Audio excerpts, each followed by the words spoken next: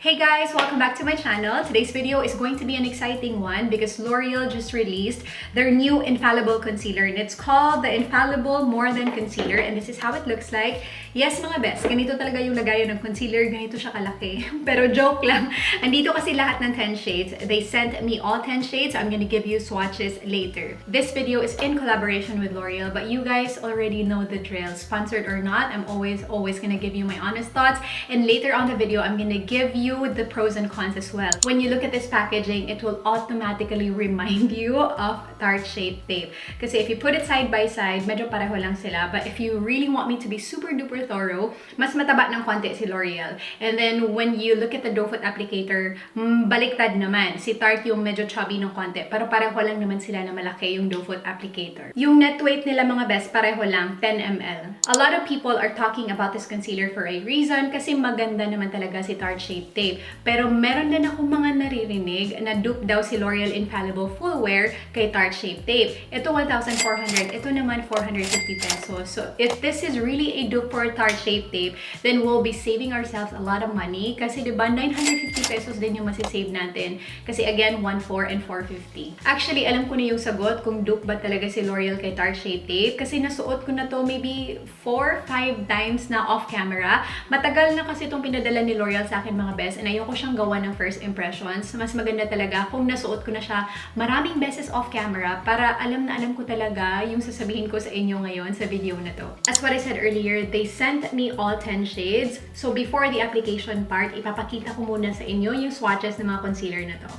308 Vanilla, 306 Nude Beige, 305 Ivory, 304 Bisque, 309 Natural Rose, 311 Cashew, 307 Cashmere, 312 Amber, 307 Almond, 314 Beige. To those of you who are still new to my channel, yung MAC reference ko po, NC25. And yung nag-work sa akin na shade si Cashmere and si Nude Beige. If you look at it side by side, medyo pareho lang yung colors talaga nila. Konting-konti lang yung difference. Alam niyo ba yung inu-worry ko ngayon mga best? Kung i-zoom ko na yung camera, para na akong nakahubad.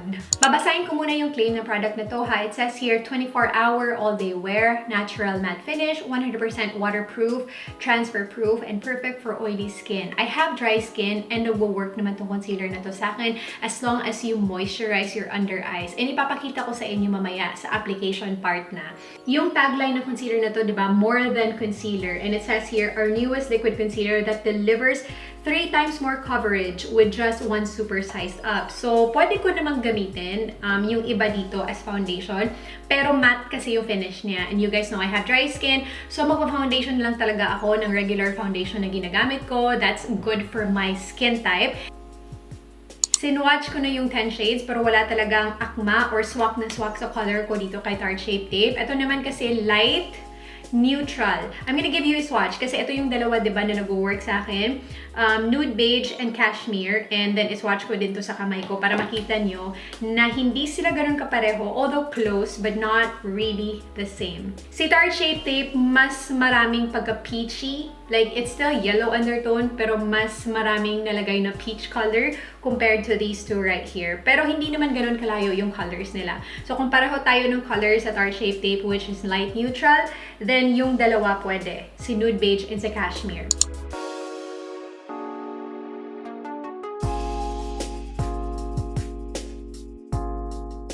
Maybe you guys are wondering kung bakit hindi ko nilalagyan ng foundation yung mata ko. Kasi when you're using a full coverage foundation or high medium coverage foundation, kung ilalagay mo siya sa mata mo, tapos papatungan nyo pa ng full coverage concealer, mas may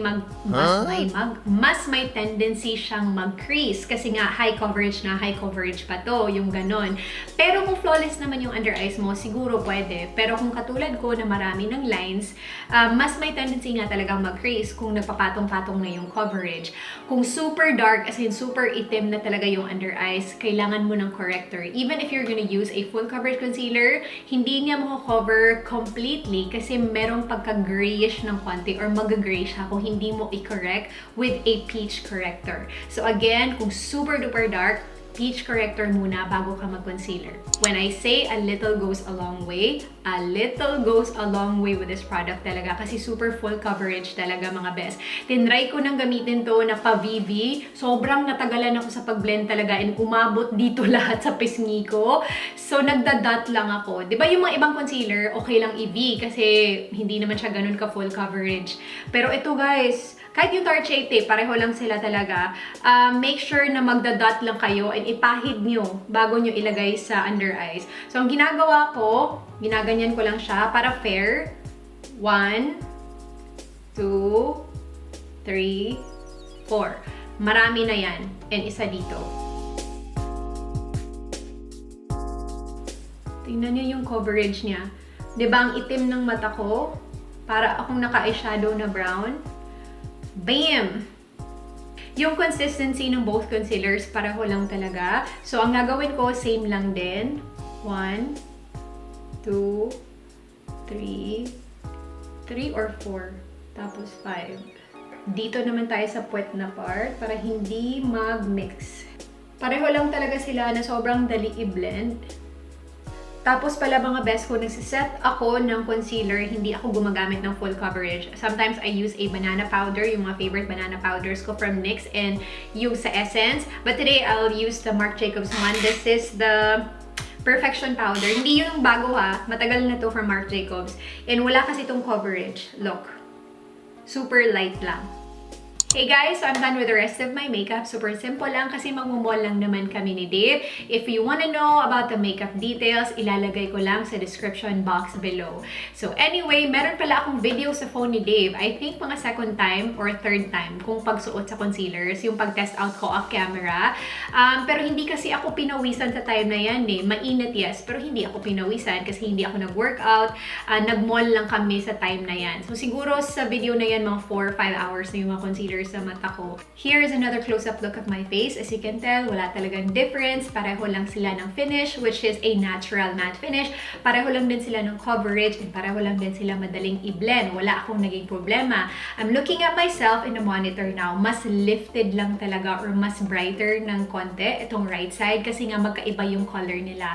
Ito si light neutral, mas darker ng konti compared kay nude beige. Pero yung coverage and finish pareho lang. So today, I'm gonna try my best na i-wear itong mga concealers na to. Maybe 8 to 10 hours. And mag-workout din ako mamaya pagdating ko dito sa bahay. Time check, 12:56 in the morning na ngayon. Magbibihis lang ako kasi naka-boxers pa ako, diba? Bongga yung top, pero naka-boxers pa. So yes, I'll see you and talk to you guys later. It's been 2 hours and ganito na yung mukha ng under eyes ko. I'm gonna pull you in closer and pasensya na, you're too close. Pero gusto ko talagang ipakita sa inyo. So this is the Tarte side. Tao lang po ako, hindi po ako perfect. Meron talaga akong lines. So walang concealer. Sabi nga ni Jessica Brownie, wala talagang concealer sa mundo na nakaka-erase ng lines. Kung may lines ka, meron ka na talagang lines. Sa Tarte na side, memorize ko na yung lines ko eh. Hindi naman niya na-emphasize yung lines ko. Hindi siya parang humaba. Dito na side mga best, ito yung napansin ko. Ito nga mas malalim siya, pero ito naman mas humaba siya ng konti. Hindi ko alam kung bakit umabot dito yung lines ko. Baka ganyan na talaga siya. Tapos ngayon ko lang siya napansin. Hello guys! Quick check-in lang. Alas 6 na ng umaga. Char, joke lang. Alas 6 pa ng gabi. Tarte, LOREAL. And pareho lang naman guys, walang nangyari. Pero meron ako napansin kasi hinila ko to kanina. Dito sa Tarte, merong konting concealer na pumasok. Pero okay lang yan. As in, super okay lang yan sa akin. Normal lang yan na nangyayari talaga. Tapos, ito konti lang din. Kung titingnan ko yung sarili ko sa salamin, hindi naman nakikita talaga yung mga concealer na pumasok doon. Nakikita lang kasi hinila ko para sa inyo, diba? Love, okay lang yung concealer? Like under eyes ko. Both? Same lang? Walang pangit? Wala. Okay naman. Pero pag ilapit mo ng todo, okay lang? Both? Pareho naman. Okay.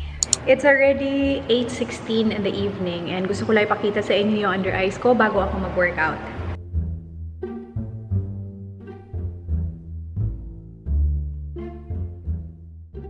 Hey guys! I'm trying to be energetic kasi inaantok na ako. Hey guys, I'm back with my final check-in. It's been a long day.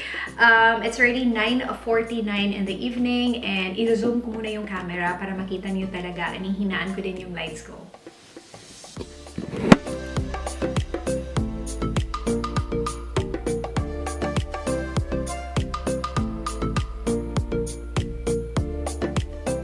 If i-close ko yung mata ko mga best, makikita nyo na itong mga fold niya, meron ding pumasok na concealer dyan. Pero not only on the L'Oreal side, pareho lang dito kay Tarte side. Before I go mga best, usap muna tayo sa pros and cons ng product na to. Let's start with the cons. Yung formula niya, extra dense talaga and very, very pigmented. So meron siyang tendency na mag-settle sa lines. As what I said earlier, a little goes a long way with this product. Hindi nyo kailangan gawin yung pina-VVV and sobrang damihan yung concealer sa under eyes kasi very, very pigmented siya. If you have super dehydrated or dry skin, make sure to really moisturize your skin well kasi if not, hindi talaga siya mag-work sa'yo. Pareho lang siya ng finish dito kay Tarte Shape Tape as in super pareho lang. Natural matte yung finish nila. Marami akong nakikitang YouTubers na ayaw kay Tarte Shape Tape kasi they said it's drying. As in, dry daw sa under eyes nila. Kasi nga, natural matte yung finish nila. So if you have dry skin and if you really want to try out this concealer, make sure to moisturize and prep your skin well. Now for the pros naman, this has great coverage. Sobrang ganda talaga ng coverage ng concealer na to. Sobrang konti lang yung ilagay mo. It's already gonna give you high, medium to full coverage. Amazing, amazing shade selection kasi 10 shades yung ni-release ni L'Oreal. So kung sobrang puti ka, merong shade para sa'yo. And kung morena ka naman, merong shade para sa'yo. I can say that this concealer is really, really long-lasting and transfer-proof. Wait lang, hindi ko naman nakita talaga na na-transfer siya sa damit ko eh. Wait, naka-black ako. Try ko nga. Wala namang nag-transfer. Transfer-proof. So, pupunta ako ngayon dun sa sink, tapos, anong tawag dun sa Tagalog? Basta, iganon ko siya ng water, titingnan natin kung waterproof ba. Pero meron din akong napansin, di ba, I already told you kanina, na itong L'Oreal na gamit ko na off-camera before. So, maligo ako, normally natatanggal na yung ibang makeup ko yung foundation ko with my facial wash. Pero paglabas ko sa shower, pag titingnan ko yung sarili ko sa salamin, meron pang puti dito sa under eyes ko. Pwede siya sa lahat ng skin type. Pero as what I said earlier, if you have super duper dry skin, make sure to moisturize or prep your skin well. Combo skin and oily skin, this concealer will be your best friend.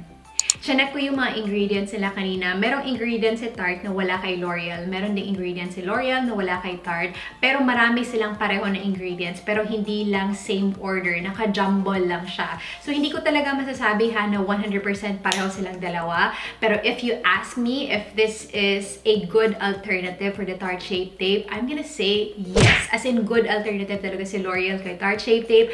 Pareho lang sila ng finish. And then, pareho lang din sila ng coverage. Sobrang laki na talaga yung matitipid natin mga best kasi this one's 450 pesos. Ito naman 1,400 pesos. So nakakatipid na tayo ng 950 pesos. Meron akong good news sa inyo. Buti na lang binasa ko to mga best. It says here, share this Lazada discount code with your followers. So diba, meron tayong pa-discount code. Yung code natin, L'Oreal Naomi. Huwag kayong magtaka kung bakit Naomi kasi Naomi talaga yung pangalan ko. Mimi is my nickname. Ilalagay ko lang dito sa screen. L'Oreal Naomi yung code natin. 100 pesos off daw every 799 purchase of L'Oreal Paris makeup. Yung date na valid, yung discount code natin, May 20 to May 31. That is it for this half and half video. I hope nakatulong to sa inyo. Please do not forget to like and subscribe if you haven't already. And may your brow game be as strong as your coffee today. Love you. Bye!